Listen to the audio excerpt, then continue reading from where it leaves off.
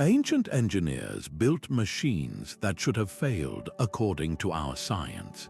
These hidden mechanisms inside colossal structures defy logic, from walls that dance during earthquakes to gears that predicted the stars.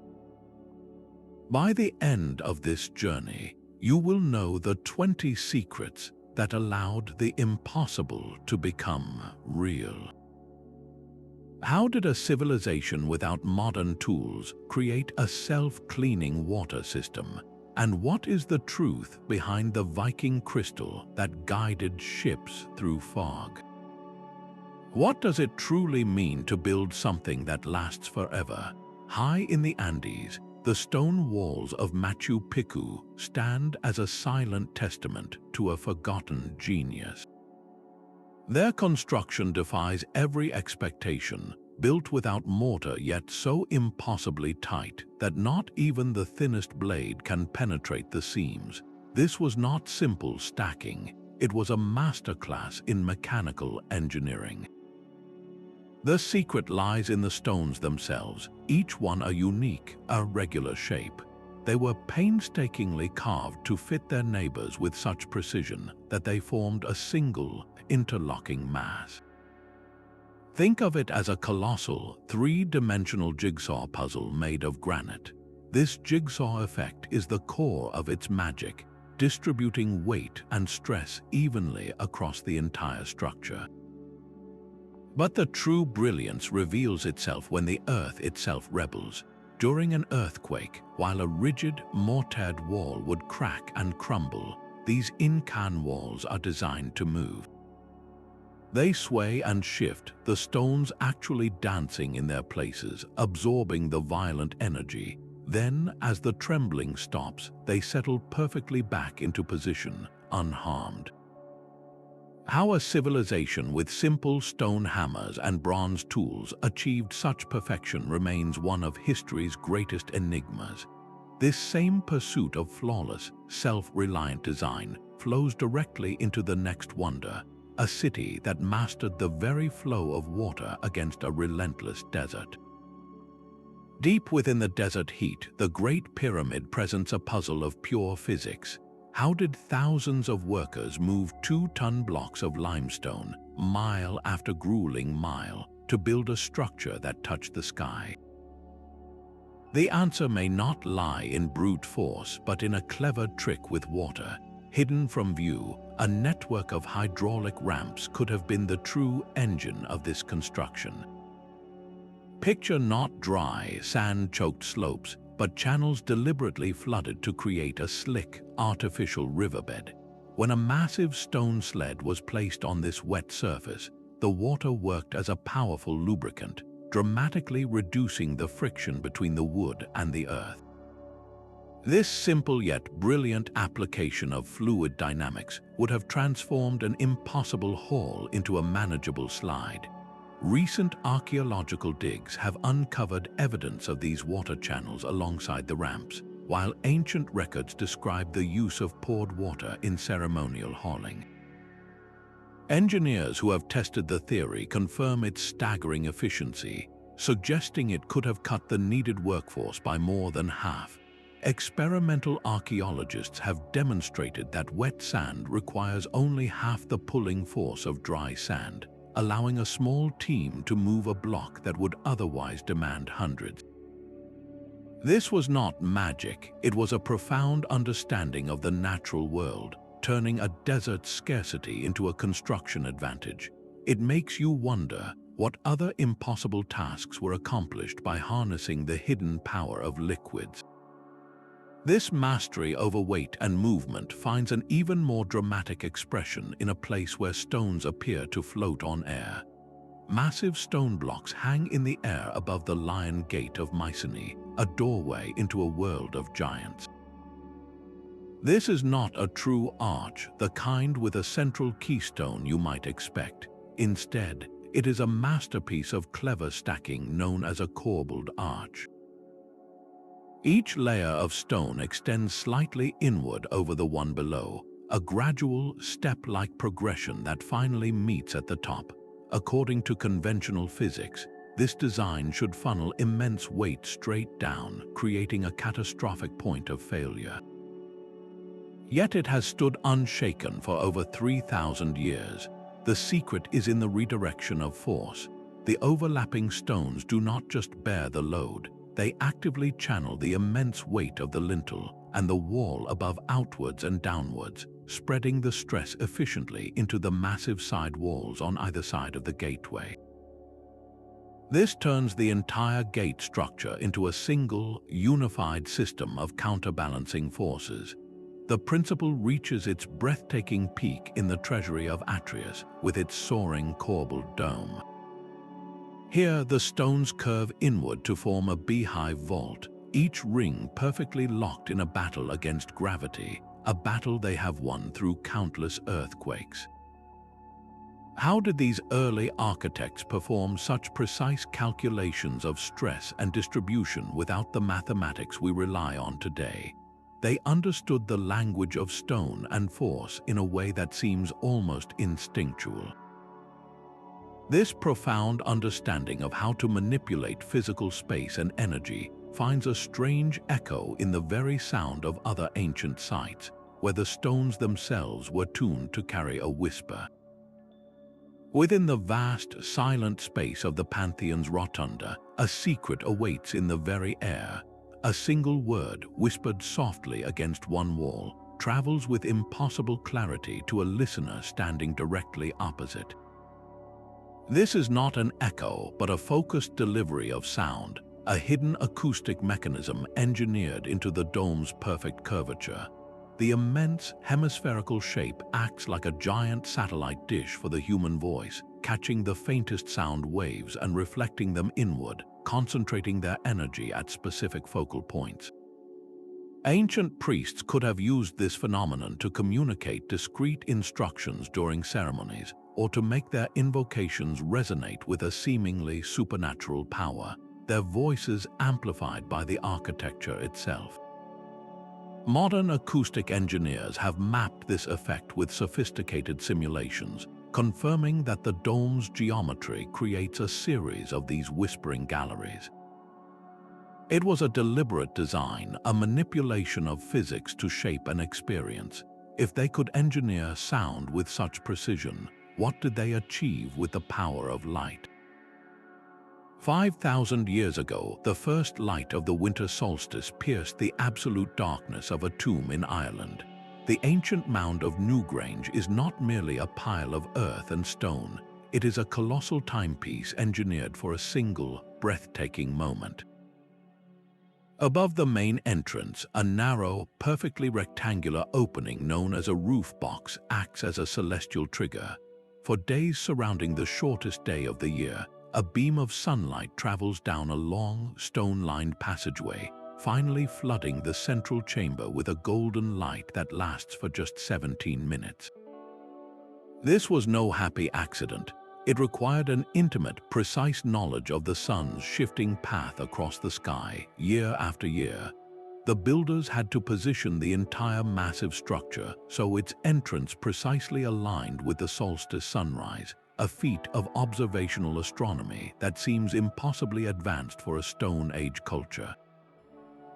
The roof box itself is a marvel of mechanical precision, its slab roof carved at an exact angle to capture the low-hanging winter sun and channel its light deep into the heart of the mound.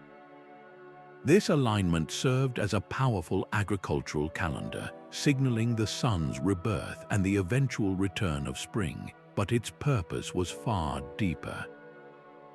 It connected the world of the living to the cosmic cycles, turning a tomb into a place of spiritual renewal. How did a society without written records or metal tools design and build a structure with such unwavering astronomical accuracy? They possessed a knowledge of the heavens written not on paper but in stone, a legacy of watching the stars and sun with a patience we can barely comprehend. This mastery of celestial mechanics would soon be miniaturized into a device of even greater complexity, a machine that could predict the very motion of the cosmos. The steady drip of water marked the moments in an Athenian courtroom, a sound more reliable than any human heartbeat. This was the clepsydra, a water clock that turned the flow of a liquid into a measure of time itself. Far from a simple bucket with a hole, these devices were masterpieces of early hydraulics. They used a series of vessels and outlets designed to maintain a perfectly constant water pressure, ensuring that each drop fell at the exact same interval as the last. This principle of regulated flow is the very foundation of modern mechanical clocks, a concept born not in a European workshop but in the ancient Mediterranean. The Tower of the Winds in Athens stood as a public monument to this technology, its internal water clock synchronizing the daily rhythms of an entire city, its time calibrated by the precise movement of the stars and sun. The genius was in harnessing an unpredictable element, water, and forcing it into a role of perfect predictability. It makes you wonder, if they could command time with such elegance, what did they achieve with the water that flowed through their very streets? This same sophisticated understanding of hydraulics was about to transform an entire city into a self-cleaning marvel. That same command over flowing water, perfected in the courtroom clepsydra, was channeled on a monumental scale to quench the thirst of an empire. The aqueducts of Rome are celebrated for their soaring arches, but their true genius flows hidden within the channel itself, a self-cleaning mechanism that operated silently for centuries. These were not simple stone gutters, they were sophisticated filtration systems engineered to maintain their own purity over distances of dozens of miles. The secret began in large, slow-moving pools called settling tanks, strategically placed along the route. Here, the water would slow almost to a standstill, allowing sand, silt, and other heavy debris to drift gently to the bottom, leaving clearer water to continue its journey. But the masterstroke was in the gradient. The entire aqueduct was built with a meticulously calculated slope, one that was neither too steep nor too shallow.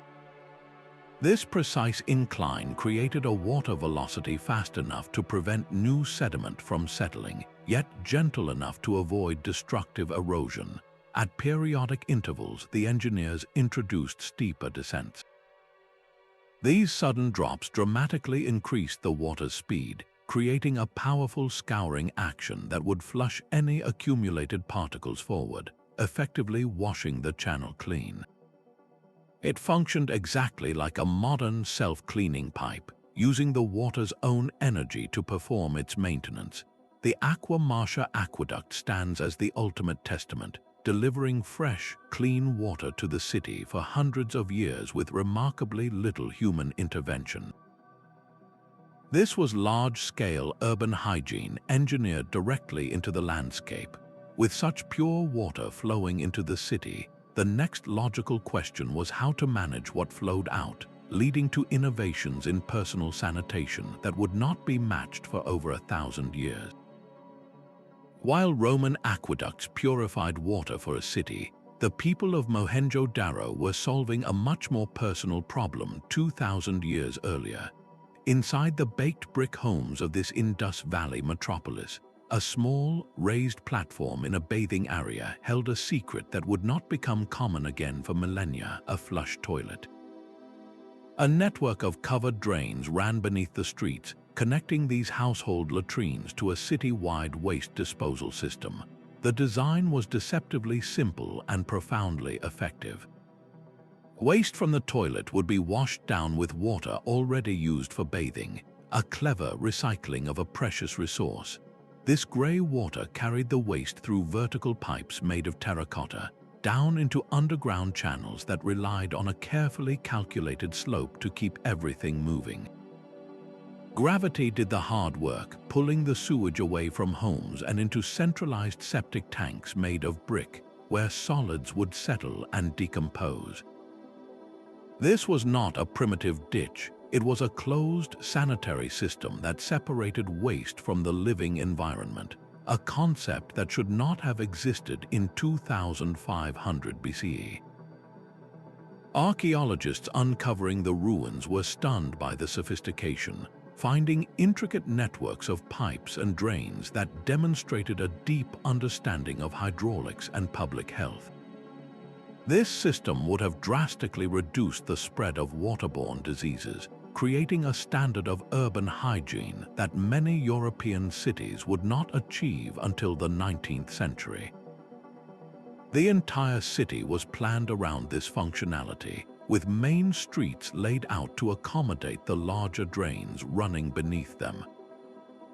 It forces a question: what other knowledge of health and safety was woven into the fabric of these ancient settlements, and how did they protect their people from the sudden, violent threats of nature? This search for protection leads us to a mechanism designed not for daily life, but for survival against the Earth's raw power. The ruins of Knossos hold a secret not in their grand halls, but deep within their foundations. Here, the Minoans engineered a defense against the Earth's most violent tremors, a hidden system that allowed the sprawling palace to dance with the quakes instead of fighting them. They integrated flexible wooden beams directly into the stone masonry, placing them between courses of rubble and ashlar blocks. When the ground shook, these wooden elements acted as shock absorbers. The stone wanted to crack, to shatter under the immense twisting forces, but the wood would bend and flex, absorbing that destructive energy and distributing it harmlessly throughout the wall. This was a primitive but brilliant form of base isolation, the very same principle used in modern earthquake-resistant skyscrapers, where buildings are mounted on flexible bearings to decouple them from ground vibrations. Excavations at the site provide silent testimony, revealing charred remnants of these wooden beams preserved for millennia. Their presence was not merely structural, it was a life-saving calculation. How could a Bronze Age civilization possess such an intimate understanding of seismic dynamics? They learned to read the land, to build not against nature's power, but in collaboration with it. This clever use of flexible materials to defy one elemental force finds a parallel in structures designed to challenge the power of the wind. High above the city, the stone spires of Chartres Cathedral seem to defy the wind itself. Their secret is not in brute strength, but in a deliberate and elegant weakness. The builders carved intricate perforations and openwork patterns directly into the stone, creating a lace-like effect that reaches to the very top. This was not merely decorative, it was a brilliant aerodynamic mechanism. By allowing the powerful gusts to pass straight through these openings, the structure dramatically reduces the wind pressure that would otherwise build up and threaten to topple a solid spire. Think of it as a stone sieve, letting the force of the storm flow through it rather than pushing against it. This principle of minimizing resistance is fundamental to modern skyscraper design, yet medieval masons discovered it through generations of trial and error, learning which shapes and patterns could withstand the tempests. Engineers today confirm that these features act like pressure release valves, stabilizing the entire towering mass. For centuries, through countless gales and storms, these perforated spires have proven their resilience, a testament to an intuitive understanding of physics carved in stone. They learned to build in harmony with the air, but what about the threat of fire, a danger that could consume an entire city built of wood and thatch? This leads us to a hidden safety system woven into the very roofs of ancient Japan. The gleaming white walls of Heimji Castle were its first line of defense, but its true protection lay overhead in a roofing system designed to cheat fire itself. In an era when entire cities could be reduced to ash, the castle's builders engineered a hidden mechanism of non-combustible materials that insulated the wooden structure beneath. The roofs were not simply covered with clay tiles, they were armored in them. These tiles were laid in an overlapping system that did more than just shed water. It created a thermal barrier, slowing the spread of heat and preventing stray embers from finding purchase. Beneath this tile skin, a thick coating of earthen plaster provided further insulation, smothering any potential fire before it could reach the flammable framework. Historical records from sieges and close calls with lightning strikes credit these features for the castle's legendary survival. The design was brilliantly proactive. The overlapping tiles also channeled rainwater in a continuous, dousing flow along the eaves, effectively using the weather to wash away the very threat of sparks. This was a building that fought fire with its own form, a durable shield crafted from earth and clay. Such a relentless focus on durability against the elements naturally extended to the very metals that held these structures together, demanding alloys that could defy time itself. Standing in the heart of Delhi for over 1,600 years, a 7-ton iron pillar defies one of nature's most relentless processes. While iron and steel around the world turn to brittle, flaking ruin, this ancient monument remains almost completely free of rust, a feat that should be scientifically impossible for its age. The secret is not a magical coating or a supernatural blessing, but a brilliant accident of metallurgy locked within the metal itself. The artisans who forged this pillar used an ore that was unusually rich in phosphorus. During the complex smelting and forging process, this phosphorus did not simply mix with the iron, it migrated to the surface. There, over time and through exposure to the air, it reacted to form an incredibly thin, continuous, and self-healing film of iron-hydrogen phosphate hydrate.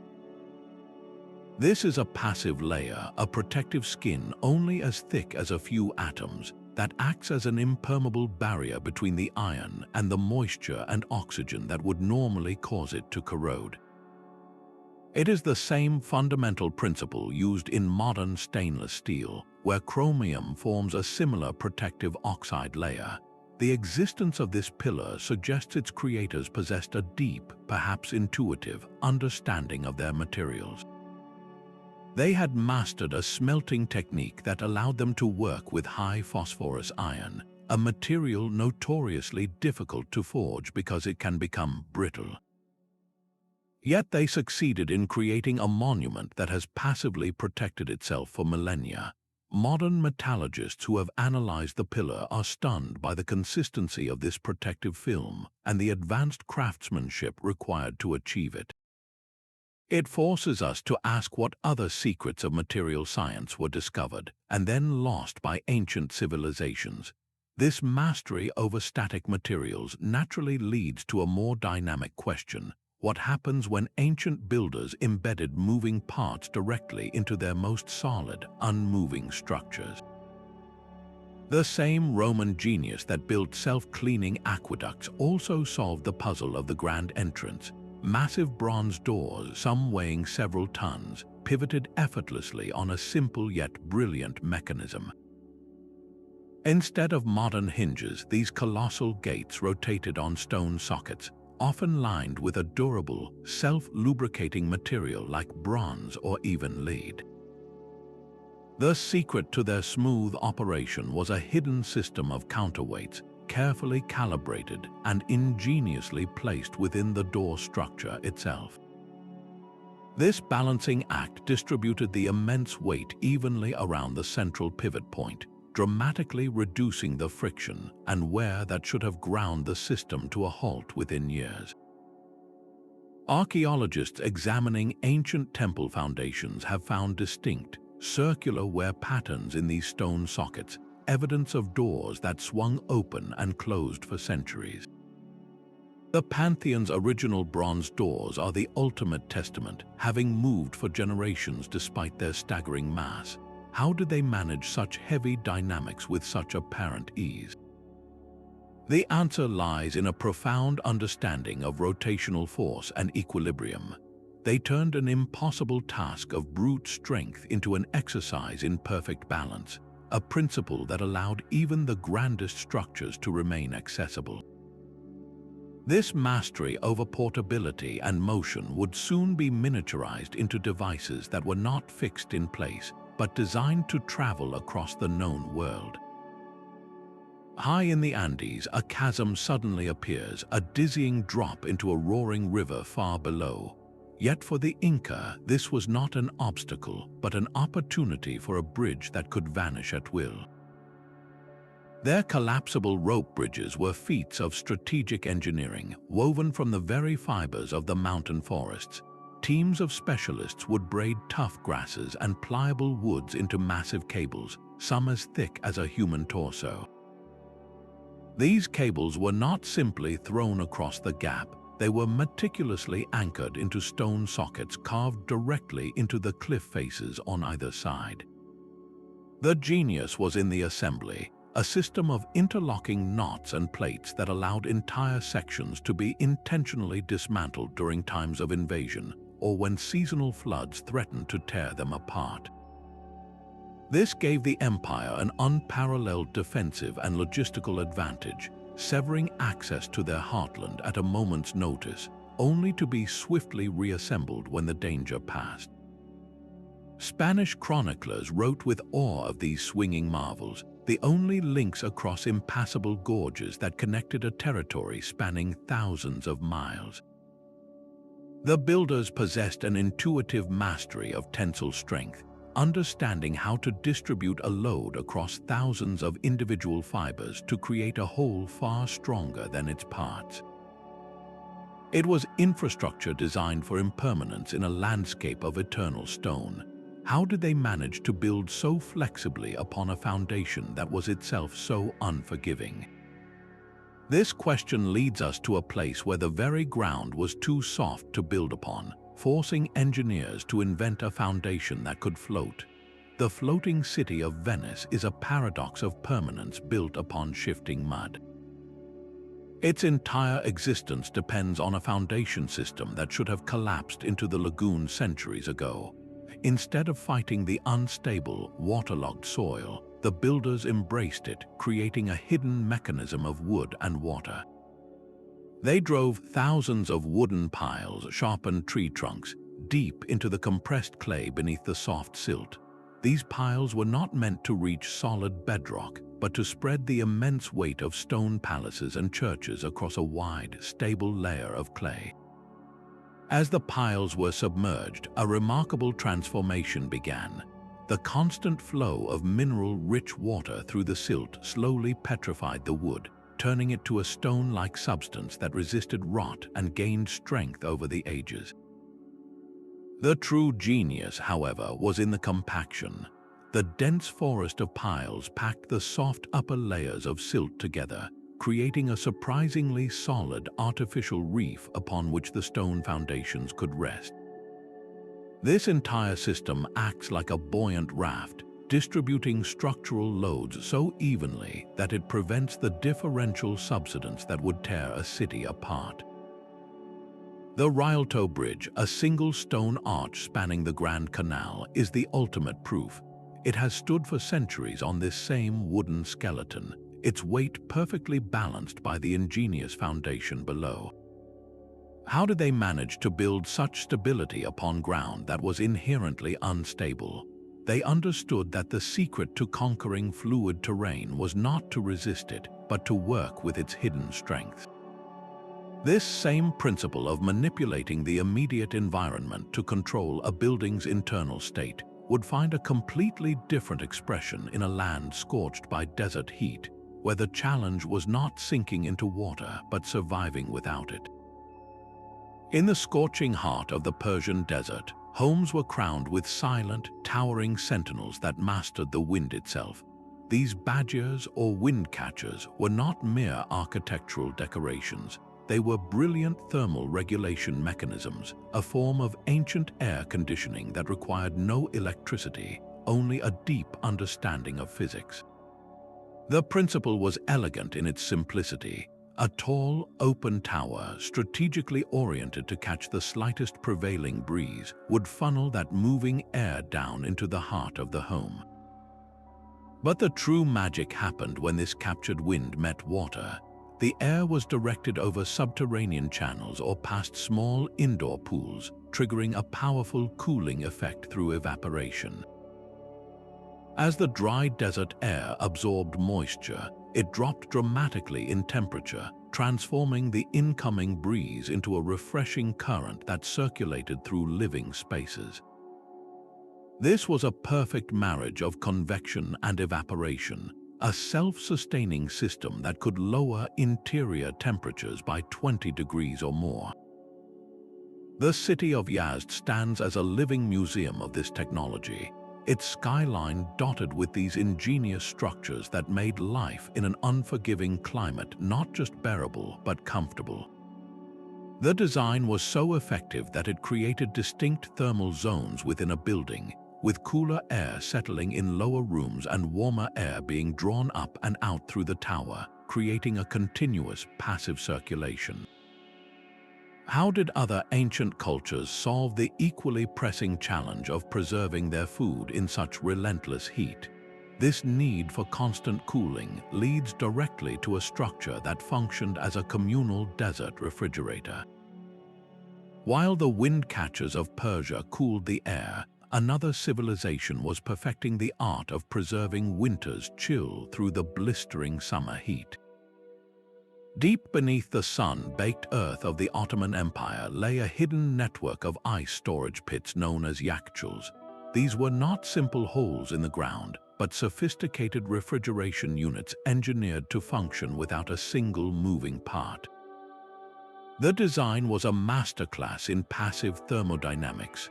Workers would collect ice from nearby mountains or frozen ponds during the winter and pack it tightly into these enormous underground chambers.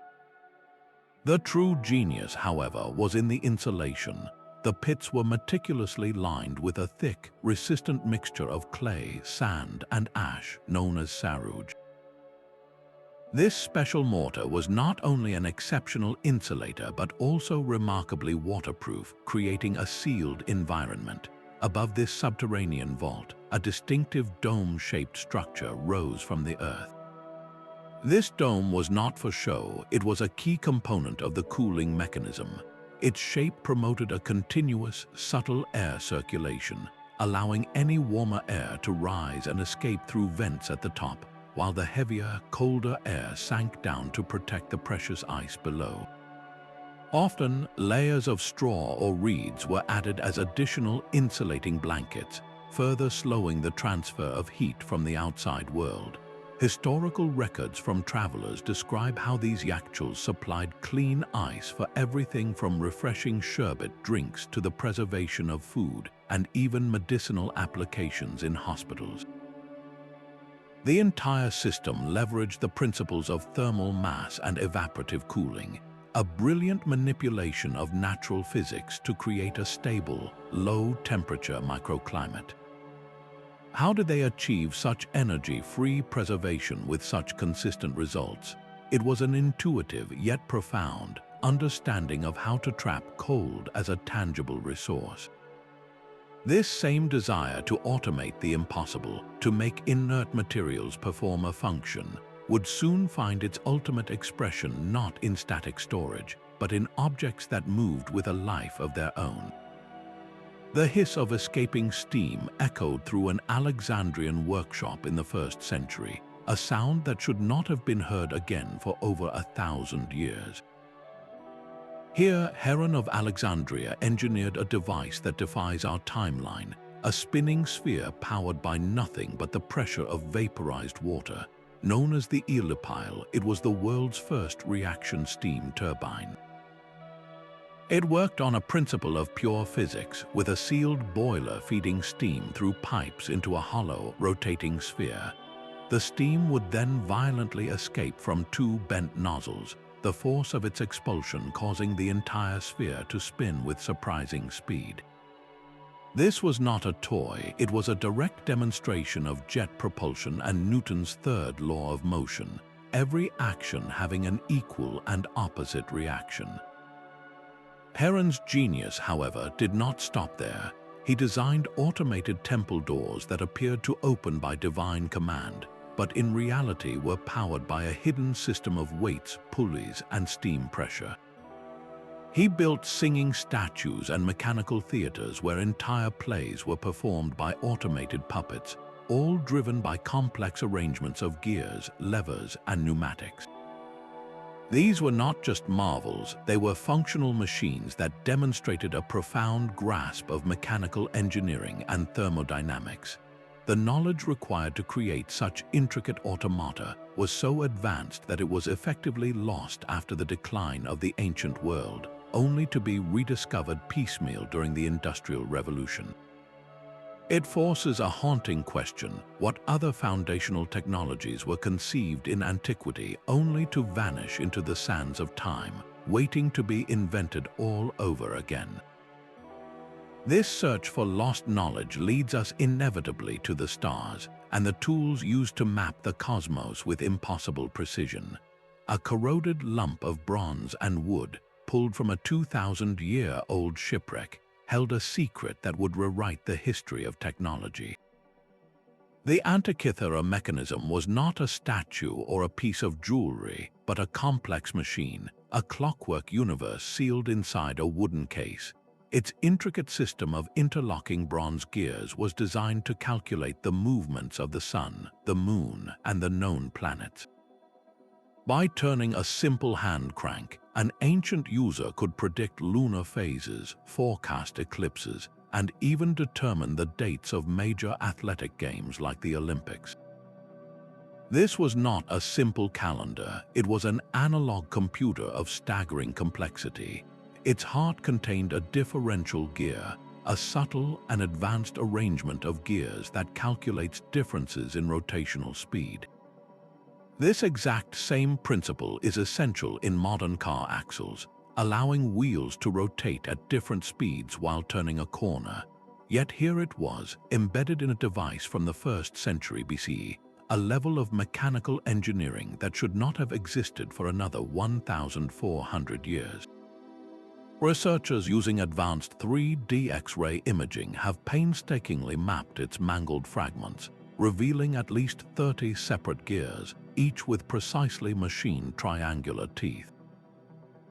The mechanism modeled the irregular orbit of the moon, a complex wobble known as the lunar anomaly, with breathtaking accuracy. How did a civilization without precision tooling create gears of such microscopic tolerance? The answer lies in a lost art of metalworking, a hands-on genius that could file and cast bronze to near-perfect specifications, calibrating the heavens through hand-cranked brass. This profound manipulation of physical materials to model cosmic forces finds its ultimate, and perhaps most baffling, expression in a final mechanism that seems to draw its power from the invisible force field of the Earth itself. The final mechanism is a crystal that could see through solid cloud. Viking sagas speak of a magical solarstein, a sunstone that revealed the sun's position on the gloomiest, overcast days. For centuries, this was dismissed as pure myth, a fantastical tale of magic rocks. The truth, however, is a stunning piece of optical engineering. The sunstone was likely a piece of calcite, a transparent crystal known as Iceland spar. When you hold this crystal up to the sky and rotate it, something remarkable happens. The crystal polarizes light, filtering the scattered rays that penetrate the cloud cover. At a specific angle of rotation, the two images you see through the calcite merge into one, becoming equally bright. This alignment points directly to the hidden sun, giving a navigator a precise reference point even when the sun itself was completely invisible. It was a natural GPS built into a lump of rock. Modern experiments have proven its startling accuracy. In one study, researchers using a calcite crystal were able to determine the sun's position with a margin of error of just a single degree, even under thick twilight conditions. This was not magic, it was an intuitive mastery of light's properties. With this tool, a Viking navigator could have confidently plotted a course across the vast, featureless Atlantic, their path illuminated by a hidden sun they could not see. These sunstones may well have been the silent, crystalline guides that enabled the first European voyages to the shores of North America, long before Columbus. 20 mechanisms, from dancing walls to celestial computers, from self-cleaning water to crystals that read the sky. Each one stands as a defiant answer to the question of how the impossible was built. They did not have our science, but they possessed a deep, intuitive conversation with the natural world, listening to the whispers of physics that we often need complex equations to hear. They built not just for their own time, but with a wisdom that echoes into our own, challenging everything we think we know about the past and about progress itself. These 20 hidden mechanisms share a common thread, a single philosophy of creation that spanned continents and centuries. Ancient engineers did not seek to conquer nature with brute force, but to converse with it. They observed the world with a patient eye, learning from the way a river smoothed a stone or the way a tree swayed in a storm without breaking. This was not just engineering, it was a form of applied ecology. They leveraged the forces that were already present, turning potential adversaries into silent partners.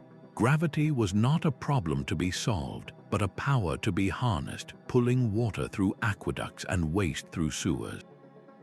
The wind was not an enemy to be blocked, but a resource to be captured and cooled. Even the terrifying power of an earthquake was met not with rigid defiance, but with a flexible dance. Their work reveals a mindset of holistic design, where architecture was inseparable from astronomy, where urban planning was intertwined with public health, and where a building's foundation was as much a part of its function as its roof. This was not the work of isolated geniuses, but of cultures that understood the deep connections between disciplines. They achieved this not with supercomputers, but through generations of iterative experimentation. Each corbelled arch that collapsed taught them how to better distribute weight. Each aqueduct that clogged informed a new slope calculation. This slow, cumulative process of trial and error, of observing failure and refining success, led to solutions of breathtaking elegance and resilience. Their greatest tool was not the chisel or the forge, but a profound and patient creativity. They looked at a block of stone and saw a puzzle piece, at a flowing stream and saw a clock, at a crystal and saw a compass. This challenges our modern obsession with complex technology as the only path forward. What if the next great leap in sustainable design does not come from a new material, but from rediscovering this ancient dialogue with the world around us? How can we, with all our advanced tools, learn to build with the same intuitive wisdom, creating structures that are not just efficient, but truly alive in their environment? From self-locking stones to steam engines, these 20 hidden mechanisms reveal a past where ingenuity triumphed over every limitation. They were not built with our tools or our science, but with a profound and patient observation of the natural world. Each structure, from the aqueduct that cleansed itself to the dome that whispered secrets, offers a timeless lesson in sustainable design and creative problem solving. We have journeyed through marvels that fundamentally challenge our assumptions about ancient capabilities, proving that true innovation often lies in working with the forces of nature, not against them. This exploration invites us to look beyond the obvious in history, to see the subtle genius embedded in stone and metal. As you reflect on these wonders, consider what today's engineers could learn from these age-old secrets. How might we apply this philosophy of resilient, harmonious design to the challenges of our own time? From rising sea levels to urban heat, the conversation between past and future is just beginning. Share your thoughts on which ancient mechanism you find most inspiring in the comments below, and subscribe for more journeys into the mysteries that connect our world to the ones that came before. Thank you for joining this adventure into the impossible made real.